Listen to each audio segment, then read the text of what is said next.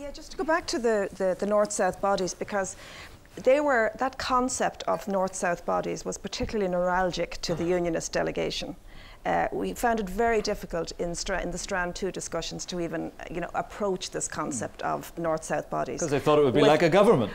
Well, not unlike a government, but also I think they saw in this concept it was like a Trojan horse in the belly of which was a united Ireland, and that it was just a ruse.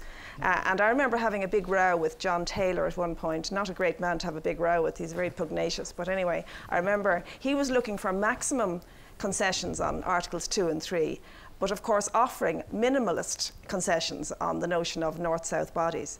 But the aspect, as the Taoiseach has outlined, that was the North-South bodies, which would essentially be a perforation of the border, was a very important quid pro quo for the Irish government, being willing to trade on or changes in Articles 2 and 3. David, hands are going up all over the place. I'll get round to everyone as quickly as I can. David. In fairness to John Taylor, I think we should describe why John was so angry.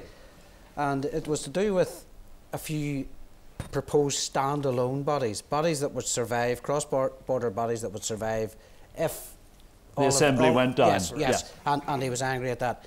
But it's interesting when you reflect how well we actually managed the North-South bodies.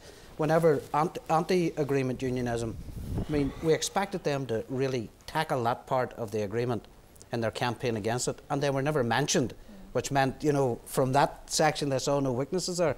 I think earlier we underplayed badly, or Noel underplayed badly, how worthwhile it is to have rapport within negotiations. It's not essential, but it's very worthwhile. And if you think of the South Africa, and we shouldn't underplay it in the slides, if you think of South Africa, Cyril Ramaphosa and Ralph Mayer became very good friends, and only because of that kicked off negotiations. We had Albert Reynolds and John Major, who got on very well and brought us to a certain point, and then we had Bertie and Tony Blair. So we shouldn't in the slightest underplay how vitally important it is that people get on and people have a rapport.